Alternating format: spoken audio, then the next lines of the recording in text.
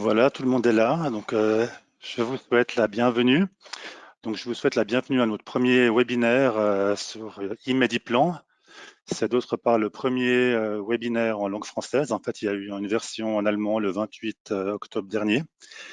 Et voilà, je vais vite me présenter rapidement. Donc, je m'appelle Nicolas Krattinger. Je suis manager referencing chez HCI Solutions à Genève. Et pour l'académie, je suis également en charge pour donner les formations Index, PharmaVista et les webinaires en langue française. Donc pour moi, c'est une première et j'aurai en fait aujourd'hui le plaisir en fait d'animer ce webinaire pendant à peu près une demi-heure, 20 à 30 minutes. Voilà. Donc on va démarrer ce webinaire. J'espère que tout le monde est bien installé. Alors juste avant de commencer, je voulais juste vous donner 2-3 informations organisationnelles ou techniques par rapport à votre panneau de contrôle que vous avez ici. Donc, vous avez la possibilité, en fait, en cliquant sur la petite flèche orange ici, de minimiser le panneau et de le réduire et de le faire disparaître, ou de rappuyer et de le faire apparaître. Donc, moi, je vous conseille pendant la présentation de le faire disparaître. Le microphone, par défaut, ils sont tous éteints. Comme on est relativement beaucoup aujourd'hui, donc c'est plus facile, en fait, de poser des questions, si jamais, par écrit. Vous pouvez ici poser les questions à n'importe quel moment et les envoyer. Et à la fin, en fait, moi, j'examinerai la liste des questions et si j'ai la réponse, je vous la donnerai. Si j'ai pas la réponse, je ferai appel à un spécialiste et puis on vous enverra une explication par email. Donc, n'hésitez pas, si quelque chose n'est pas clair ou même en cours de présentation, de vite taper une question et de l'envoyer et à la fin, on regardera tout ça ensemble. Voilà. Donc maintenant, on va démarrer. On va voir un petit peu le menu pardon, le menu de cette matinée. En fait, qu'est-ce qu'on va voir? Qu'est-ce qui vous attend en fait? En fait, les différents thèmes qu'on va aborder seront le suivant. Pour commencer, on va voir qu'est-ce qu'un plan de médication, qu'est-ce que l'e-Mediplan en fait. Ensuite, on verra quels sont les avantages en fait pour les professionnels de la santé, comment est-ce que l'e-Mediplan peut servir en fait, peut être transmis, peut contenir de l'information. Ça, ce sera la deuxième partie. Ensuite, on ira explorer un peu plus en détail le contenu. On verra en fait quelles sont les informations qu'on peut trouver dans l'e-Mediplan. Et finalement, je ferai une petite démonstration en direct. Je vais éditer, créer et importer un e-Mediplan. On pourra le faire ensemble et on verra comment ça se passe. Ensuite, on verra que l'e-Mediplan est finalement bien plus qu'une simple solution papier, parce que tout le monde, quand on parle d'un e-Mediplan, on pense tous à la feuille avec les images décomprimées. On verra que les informations contenues au niveau électronique peuvent servir de base à d'autres applications, en fait, qui servent à accroître la sécurité des médicaments. Et j'irai aussi vous montrer un petit peu l'appli, en fait, e-Mediplan qu'on peut télécharger, qui est sur votre portable et qui, en fait, reprend les données qui ont été imprimés et qui vous rappellent vos médicaments, qui vous donnent des contacts, etc. On regardera ça un peu en détail. Et puis finalement, je vous dirai 2 mots en fait de l'e-Mediplan par rapport au DEP, au dossier électronique patient. Donc l'e-Mediplan est tout à fait compatible avec le dossier électronique patient. On verra comment et pourquoi. Voilà, donc maintenant on va passer directement à l'e-Mediplan. Donc qu'est-ce que l'e-Mediplan? Donc comme je vous ai dit, c'est un plan de médication. Là, vous avez la version imprimée que tout le monde connaît. Donc, de gauche à droite, pour commencer, là, vous voyez le e-Mediplan. En fait, c'est important de vous dire que e-Mediplan, ce n'est pas un produit à proprement parler de HCI Solutions. En fait, HCI Solutions a développé un produit en collaboration avec IG Mediplan. Donc, c'est un groupe d'intérêt, en fait, qui a qui a mentionné en fait toutes les informations qu'ils aimeraient voir figurer sur un plan de médication pour que ça soit utile et utilisable. Donc, en collaboration avec ce groupe d'intérêt, HCI Solutions a développé l'e-Mediplan. Voilà. Donc, l'e-Mediplan fait état de toute la médication du patient, la médication actuelle. Ce qu'il faut dire, c'est que ça profite non seulement au patient, parce que quand il sort du cabinet ou de la pharmacie, il a quelque chose dans la main, il peut en fait suivre en fait sa médication simplement et facilement, puisqu'en fait on a même les comprimés qui sont illustrés, on a des instructions, etc. Donc pour le patient, c'est intéressant. C'est aussi intéressant pour ses proches, selon l'âge du patient. En fait, les proches peuvent contrôler que le patient prend bien ses médicaments au bon moment, etc. Et puis, c'est surtout intéressant pour les autres prestataires de santé, en fait, pour les autres professionnels de santé, qui peuvent en fait recevoir ces informations de façon structurée, soit en scannant en fait le code à 2 dimensions que vous avez ici, et peuvent en fait se passer, adapter, actualiser la médication et recréer un nouveau e-Mediplan. Ça, on verra tout à l'heure. Donc maintenant, je vous ai parlé en fait des autres professionnels de santé. En fait, dans quel domaine est-ce que ça peut être intéressant?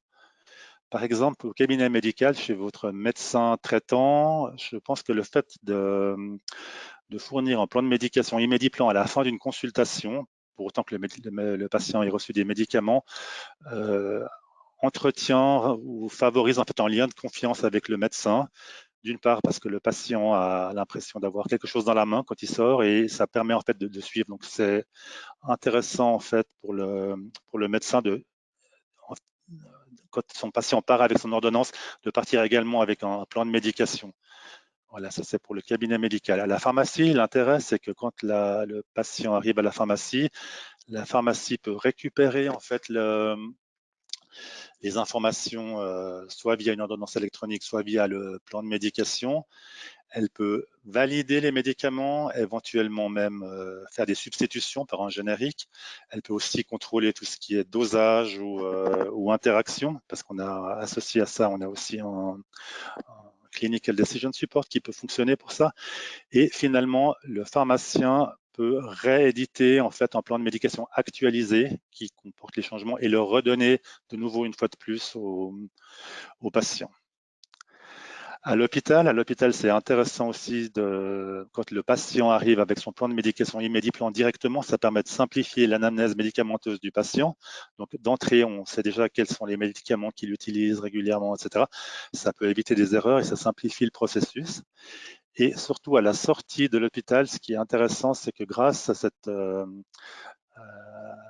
figuration en fait avec les images et tout ça, le professionnel peut vraiment expliquer au patient quel médicament, pour quel but, à quelle fréquence, etc. Donc aussi bien à l'entrée qu'à la sortie de l'hôpital, l'e-Mediplan s'impose en d'autres termes. Maintenant, dans les EMS ou dans les services de soins et de santé à domicile, ça c'est quelque chose qui est très important aussi, parce qu'en fait, d'une part, le document en fait peut servir de base à la remise des médicaments, donc on évite les erreurs. Un document scanné ou importé électroniquement évitera toutes les erreurs de saisie. En fait, on pourra transférer directement toute la médication dans le système informatique de l'EMS. Donc ça, c'est intéressant. Et pour tout ce qui est service d'aide et soins à domicile, le plan de médication servira vraiment de support de base en fait à la remise des médicaments, grâce en fait à l'administration des médicaments, grâce justement aux images, grâce à la façon très clairement représentée en fait de la médication, à quel moment, pour quelles raisons, etc. Donc en fait, dans toute la chaîne de santé, quelque part, ce plan de médication e-Mediplan peut être intéressant et peut être utilisé à bon escient. Maintenant, on va regarder un peu plus en détail quelles sont les informations qu'on peut trouver en fait dans cet e-Mediplan. Alors là, je vous ai déjà parlé de e-Mediplan en tant que groupe d'intérêt. Donc, vous avez toutes les informations concernant le patient. Donc, c'est son prénom, son âge, sa date de naissance, son adresse postale et tous ses paramètres de santé, paramètres physiques, sa taille, son poids, ses maladies éventuelles, insuffisance rénale. Est-ce que le patient est conducteur? Est-ce qu'il y aurait une influence sur certains médicaments qui pourraient être contre-indiqués? Et est-ce qu'il y a des allergies? Et toutes ces informations-là ont été saisies en fait au moment de constituer l'e-Mediplan et elles permettront aussi d'appliquer le contrôle CDS en fait de manière très détaillée. Donc ça, c'est les informations patients. Ici, vous avez qui a édité et imprimé cet e-Mediplan. Donc là, c'est le Dr House du cabinet test. Et en fait, vous avez toujours ici la dernière version. En fait, comme ça, on peut toujours savoir quelle est la dernière version. Donc, c'est cette personne-là qui a imprimé cet e-Mediplan le 3 novembre à 15h19. En dessous, vous avez tout ce qui est la liste des médicaments. Ça, c'est bien sûr très important aussi. Vous avez le nom du médicament, vous avez l'image du comprimé. Vous avez sous forme d'un tableau toute la posologie, le matin, midi, soir. vous avez la possibilité d'utiliser des unités, soit c'est des pièces, nombre de pièces, soit nombre de milligrammes, type de médication. Et là, vous avez le champ de jusqu'à, c'est-à-dire à partir de quand vous prenez le médicament. Et là, vous avez un antibiotique et on a limité en fait sur 10 jours, donc du 3 novembre au 12 novembre, une pièce le matin, une pièce le soir. Ce qui est aussi intéressant pour le patient, c'est qu'on a implémenté ici une liste de raisons pour lesquelles en fait on donne le médicament. Ça serait l'indication, mais là on a utilisé un vocabulaire simple et en fait on parle par exemple ici on parle d'anticholestérol au lieu de parler d'hypolipémiant ou de statine. Donc c'est en termes simples, en fait toutes ces raisons sont marquées, comme ça le patient peut savoir, oui, effectivement, mon comprimé rouge, c'est pour le cholestérol, le jaune, c'est l'antibiotique, etc. Donc tout ça, c'est figuré de façon très simple. Et puis ici, dans la dernière colonne à droite, vous avez aussi la possibilité, au moment de la prescription du médicament, d'insérer quelle est la personne, quel est le médecin, ou quelle est la pharmacie ou l'EMS ou l'hôpital qui a en fait prescrit le médicament. Et là, vous retrouvez les informations qui sont saisies ici avec le numéro GLN. Et on verra plus tard l'intérêt de saisir cette information, c'est que quand vous utilisez l'app, vous pouvez toujours appeler en fait ce prestataire directement par téléphone ou par email si vous avez une question sur un médicament et vous auriez aimé une information supplémentaire. Donc là, vous avez la personne qui a prescrit. Voilà. Dans le tableau des médicaments, on a aussi une partie de médicaments de réserve. Donc, ça, c'est des médicaments qui sont utilisés en automédication. Vous avez des instructions. Et par rapport au champ, ce qui est aussi important de mentionner, c'est que tout ce qui est instruction ici, c'est du texte libre. C'est-à-dire que c'est moi qui ai tapé les choses. Ça veut dire que si on édite le plan de médication dans une autre langue que le français, parce qu'on verra qu'on a la possibilité de le faire, ça ne sera pas traduit. Hein. Par contre, les raisons seront traduites, tout ce qui est unité, tout est traduit, sauf en fait ce qui a été rajouté à la main en texte libre, comme les instructions. Voilà. Donc maintenant, la question qu'on peut se poser, c'est comment est-ce qu'on peut créer un plan de médication? On a envie d'en faire un. Donc en fait, il y a plusieurs moyens. Alors soit vous allez sur les plateformes d'information compendium.ch ou PharmaVista.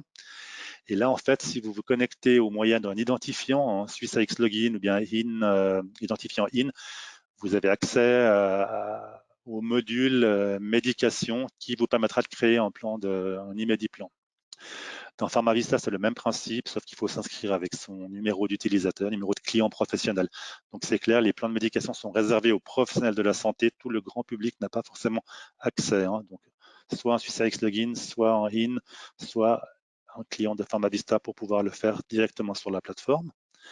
Après, il y a aussi la possibilité pour les entreprises qui ont implémenté un e-Mediplan dans leur système informatique primaire, soit à la pharmacie, soit à l'hôpital, soit dans un cabinet médical, de directement en fait connecter les données patients, données médicaments avec ce système. Donc dans ce cas-là, ça évite en fait de ressaisir les informations patients, par exemple, aux médicaments qui ont déjà été saisis préalablement. Et là, vous les insérez directement dans le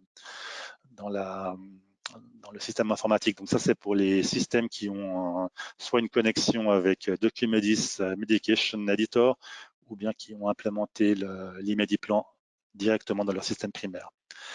Maintenant, pour ceux qui utilisent en fait la version en ligne, alors évidemment, il faut tout saisir au départ quand on commence, hein, les données personnelles, l'information patient, la liste des médicaments, ou on peut aussi, je vous montrerai, importer soit un fichier PDF existant, soit en fait en scannant un fichier, on peut importer les données.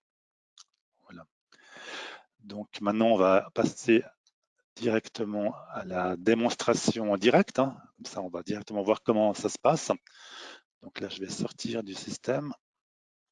Et là, en fait, pour la démonstration en direct, j'ai utilisé compendium.ch. Je suis connecté ici avec mon SwissAX Login. Donc, en fait, comme je vous ai dit, pour accéder à l'e-Mediplan, il faut aller dans le module médication qui est ici. Et là, en fait, vous avez e-Mediplan. Donc, vous pouvez directement accéder ici aux données personnelles.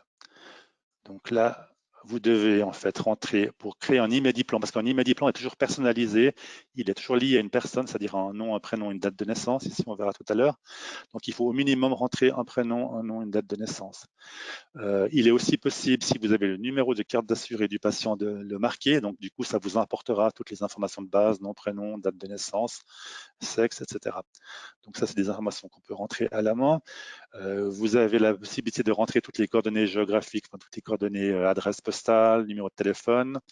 Et la langue du patient, très important, c'est la langue dans laquelle l'e-Mediplan sera imprimé et sera remis au patient. Donc là, on voit qu'on a un choix de passablement de langues. On peut le faire en allemand, en italien, en français, en anglais, en turc, albanais, espagnol, portugais, serbe et même en romanche. Donc nos amis des Grisons ne sont pas oubliés. Donc selon le choix, on aura l'impression dans la langue, sauf, comme je vous ai dit, tout ce qui a été rentré en texte libre à la main. Alors ça, c'est pour la partie données personnelles. Maintenant, on a la partie données de santé. Ici, comme je vous ai mentionné avant, donc on a le poids, la taille, selon l'âge, est-ce que c'est un prématuré, etc. Est-ce que c'est un sportif d'élite, les conducteurs, les allergies, tout ça. Donc moi, je ne vais pas rentrer en fait toutes ces informations à la main. Je vais importer via un scan un patient test, c'est Dora Graber. Donc je vais la chercher là, hop, et je scanne son CHMED. Et elle devrait arriver.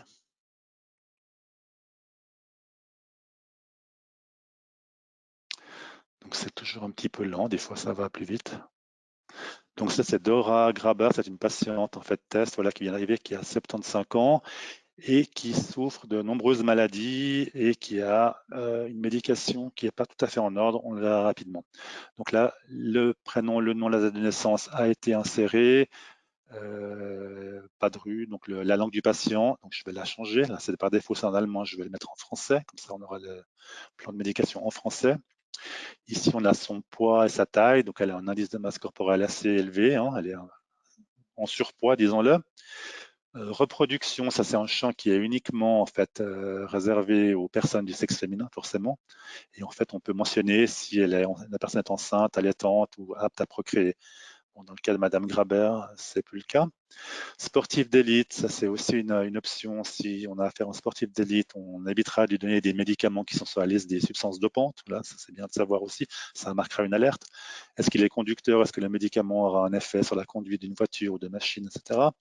Et encore information de santé, insuffisance hépatique, insuffisance rénale. Donc on voit que cette personne souffre d'une insuffisance hépatique légère et d'une insuffisance rénale terminale.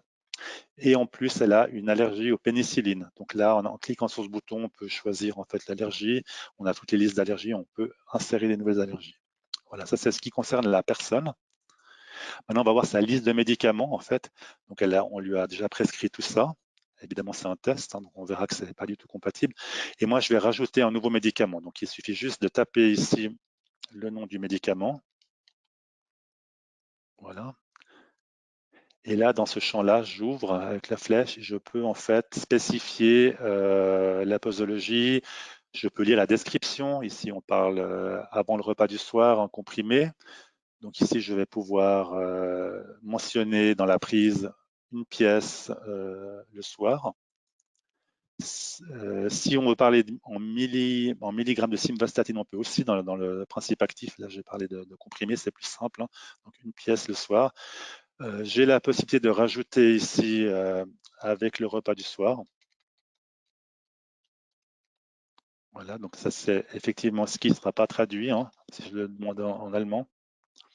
Voilà. Vous avez ici la voie d'administration qui est aussi mentionnée par défaut, donc par oral, PEROS, hein. Évidemment, c'est des comprimés. Maintenant, il existe des médicaments qui ont plusieurs voies d'administration possibles. Dans ce cas-là, on aura une liste déroulante et on pourra choisir en fait la voie qui nous convient. Et puis la raison, anticholestérol, comme je vous ai dit, ça c'est la description simple, celle qui est traduite. Donc je vais la laisser comme ça, on ne va pas commencer à changer. Mais il y a toujours possibilité de rajouter, d'écrire par-dessus quelque chose en texte libre. Alors prescrit par, ça c'est ce que je vous avais dit, donc vous pouvez sélectionner soit le médecin, soit une pharmacie. Là je vais prendre un médecin ici. Donc ça reste en fait dans le... Ça c'est uniquement lié à ce médicament, hein. Ça n'influence pas les médicaments précédents. Voilà. La durée, vous pouvez aussi prévoir une durée. Donc pour les antibiotiques, moi j'avais marqué 10 jours. Ou bien vous avez une date de départ et éventuellement une date de fin. Voilà. Donc ça, c'est les différentes rubriques pour les médicaments. Donc je ferme ici ma liste des médicaments et là je vois mon nouveau médicament qui est prévu en comprimé le soir. Maintenant, normalement, dans toutes les pharmacies, avant d'éditer un Imediplan, on va quand même aller regarder ce qui se passe au niveau du contrôle du CDS, un Clinical Decision Support. Là, on voit qu'il y a du rouge, c'est rouge de partout. Donc, ça, un patient test, évidemment, elle ne partirait pas de la pharmacie avec cette médication. Donc, on voit qu'on a des problèmes au niveau de son insuffisance rénale, de son insuffisance hépatique. On voit qu'il y a des interactions médicamenteuses, beaucoup, etc. Donc, je ne vais pas parler en détail de ça, mais c'est juste pour vous dire, c'est toujours avant de produire le plan de médication, il faut toujours aller vérifier en fait si tout est convenablement prescrit, si on n'a pas de problème dans la médication. Voilà. Avant, je vous avais parlé du nom, du prénom et de la date de naissance. Donc ça, c'est l'Imediplan ici de Ragraber en fait qui est là. Et maintenant, je pars du principe que j'ai aucun problème dans le choix des médicaments et je peux en fait exporter et imprimer au format PDF en fait ce plan de médication. Donc ici, exporter, imprimer. Et là, j'attends de nouveau quelques secondes.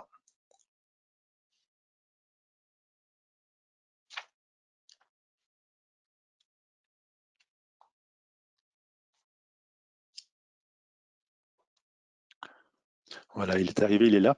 Donc il est au format PDF. Donc voilà.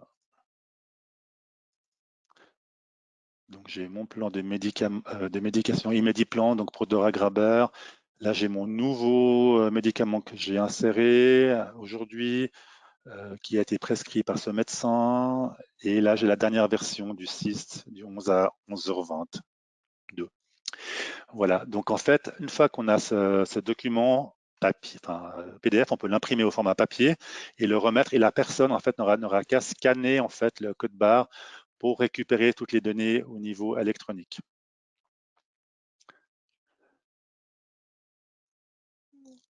Voilà, donc maintenant, je vais retourner dans la présentation.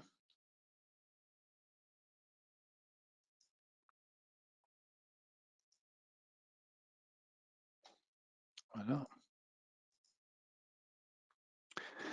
Et on va voir en fait que l'Imediplan, en fait, c'est bien plus qu'une simple solution papier. Donc, ce que je vous ai montré, la feuille papier, c'est bien plus que ça. En fait, l'Imediplan peut être utilisé de différentes façons. En fait, le concept Imediplan prévoit que l'on peut transférer les informations qui sont contenues dans le plan de médication de différentes façons. Ici, il y a 3 voies classiques possibles.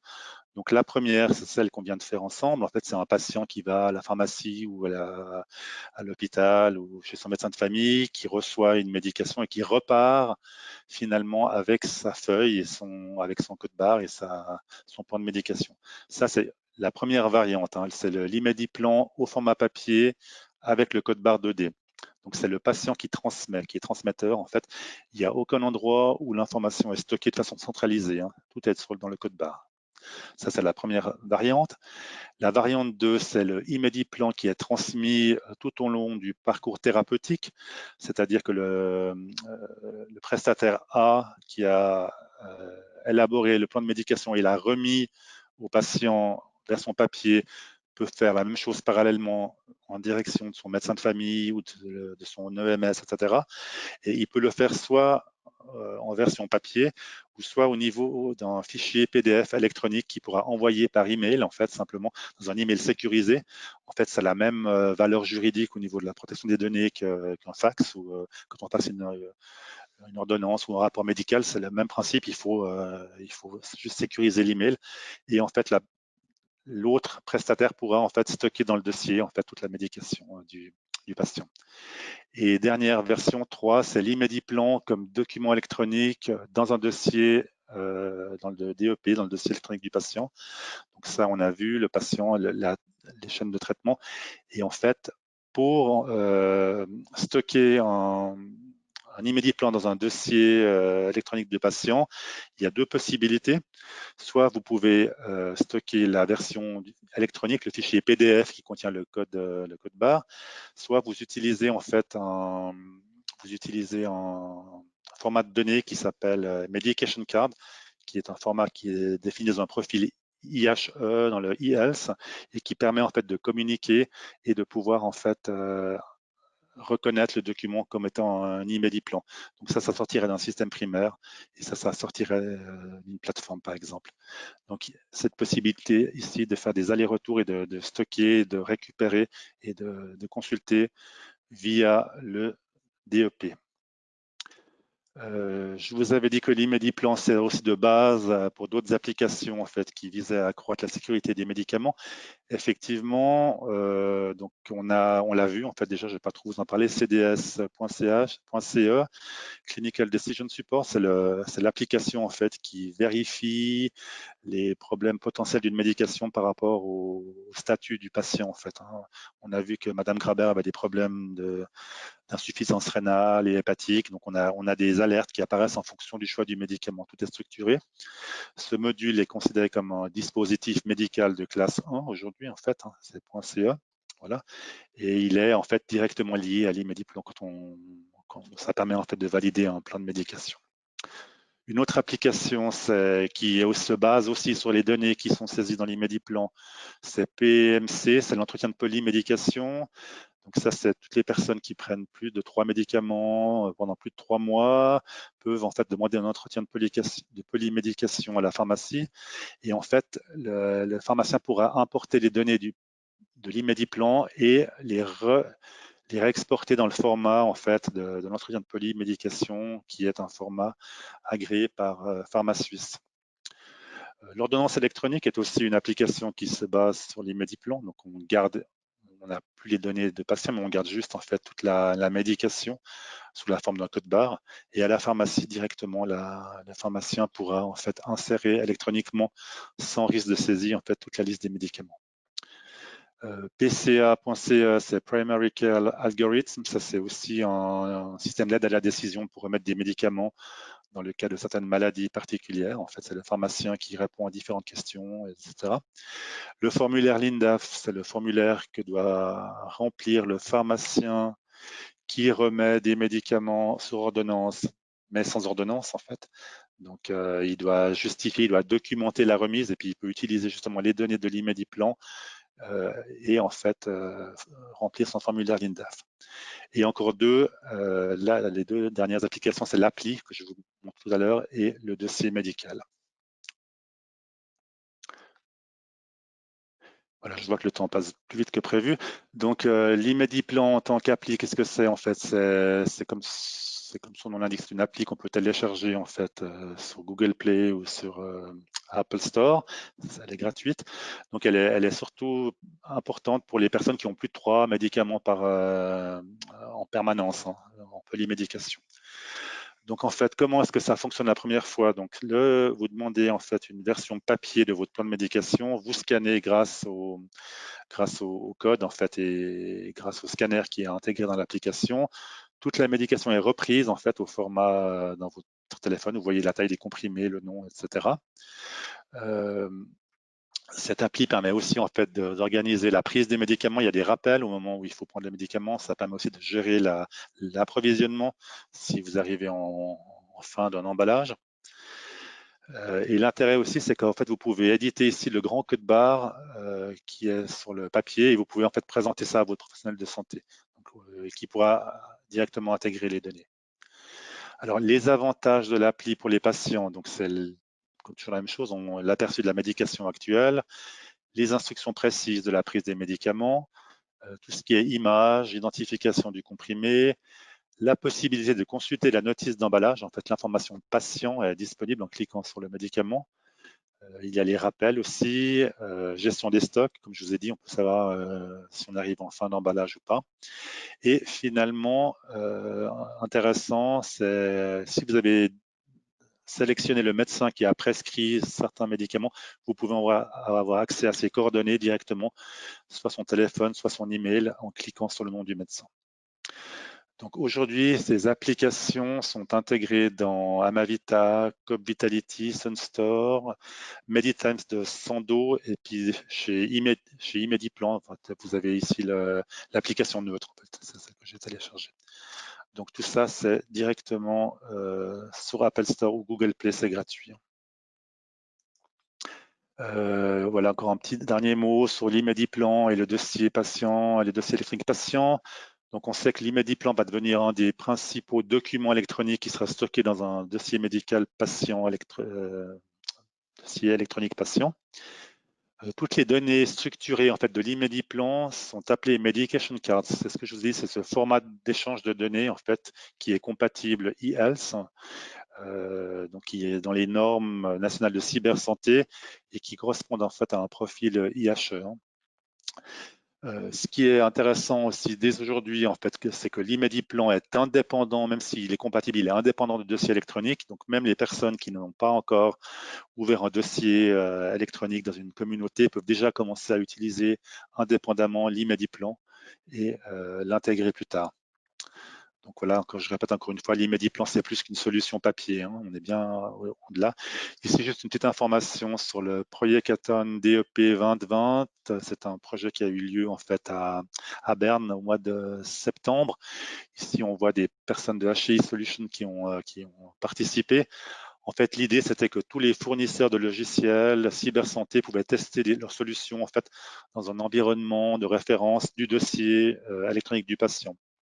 En fait, les participants, ils ont eu en fait la possibilité de tester l'interopérabilité de leurs produits en fait.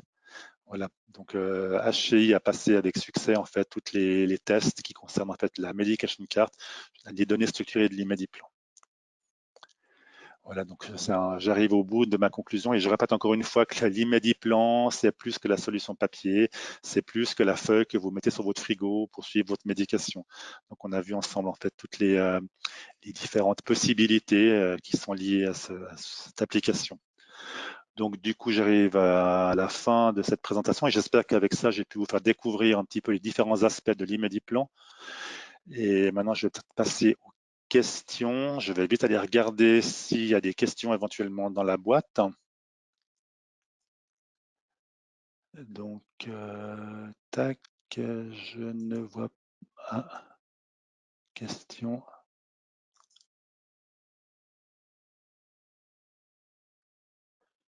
Non, il n'y a pas de questions malheureusement. Je vois aucune question dans la boîte à questions, mais c'est pas grave. Donc, si jamais vous pouvez toujours avoir plus d'informations sur Imediplan sur le site de HCI Solutions. Voilà. Donc, moi, je vous remercie de votre attention. Je vous remercie d'avoir participé à ce webinaire et je vous souhaite une très bonne journée. Au revoir. Merci.